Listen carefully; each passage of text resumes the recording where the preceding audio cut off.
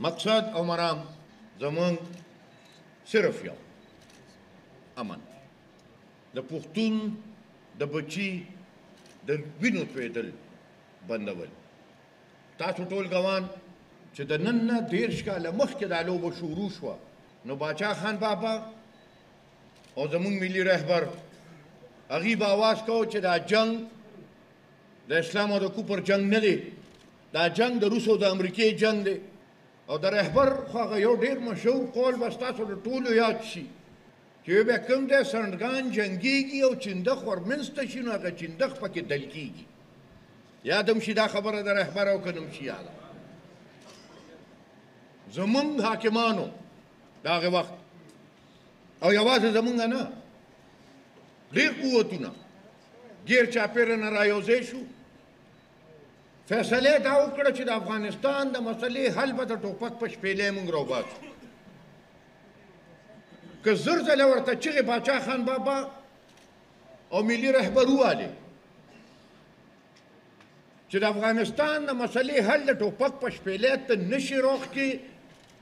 دا به ته په لویه جرګه راوباسې. په هغې ته چا غوږ نه ایښوده. نن که زه دا جسارت وکړم او زه دا تپوس وکړم چې د مهاجر نه دا مجاهد چا جوړ کړ او بیا ورپسې د هغې مجاهد د طالب چا جوړ کړ. نن دنیا کې پرویز مشرف ځي او ګرځي، دوه ډېرې بنیادي خبرې کوي. یوه خبره دا کوي چې طالب د القاعدې نه زیات خطرناک دی، او دویمه خبره ورسره دا کوي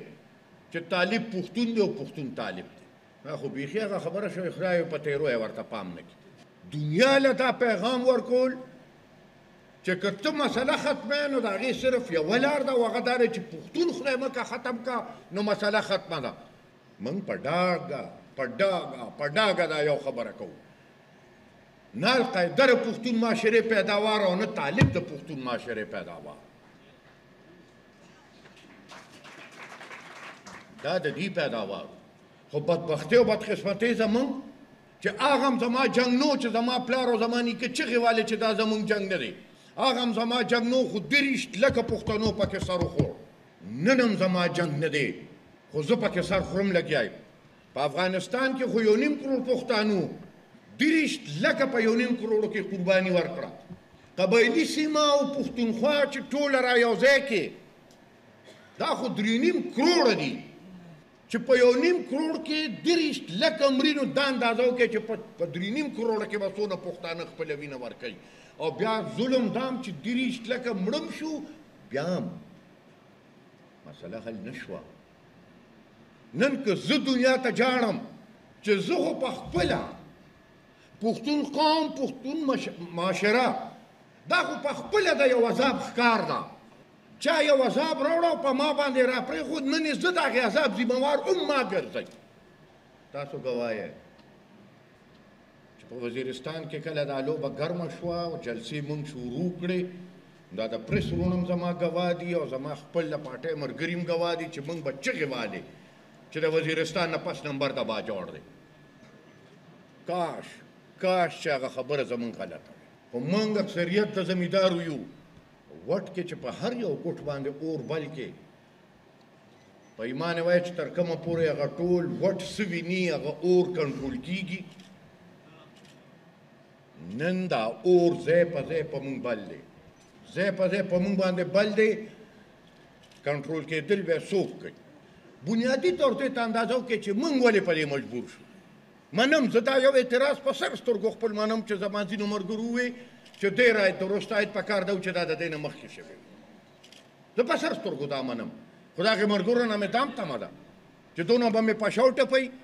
چې که نظر واچوی نو ډېر عمر پس د پښتون په تاریخ کې زه یوازې خپل د NP تاریخ نه یادوم، د پښتون قوم په تاریخ کې په ډېره موده پس یو داسې جرګه راغونډه شوه لکه نن چې دلته راغونډه.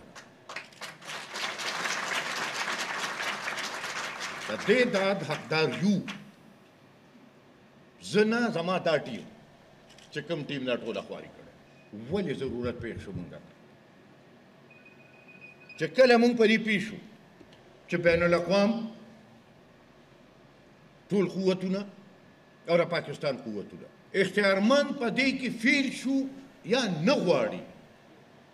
کاغه د بین الاقوام دی او کاغه زمونږ خپل دي یا ناکامه شو یا غواړي نه چې په دې ملک ته امن راشي نو په داسې حالاتو کې بیا چې هغه ادارې فیل شي بیا د قوم خپل اندروني چې کومې ادارې وي د معاشرې هغه ادارې راوچتې شي د دې دپاره چې هغه د هغه خپل فرایض پوره کړي جرګه د پښتون قوم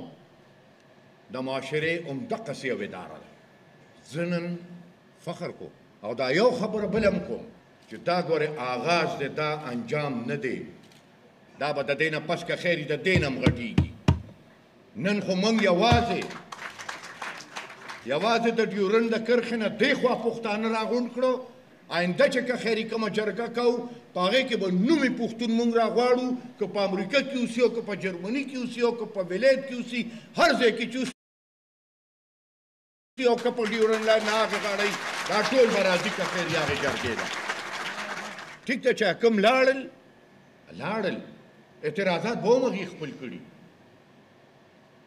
خو دا یو خبره به راسره د پرس هر یو ملګری مني چې یو انسان هم پکې داسې نه و چې هغه دې دا نه ویلې چې زه امن غواړم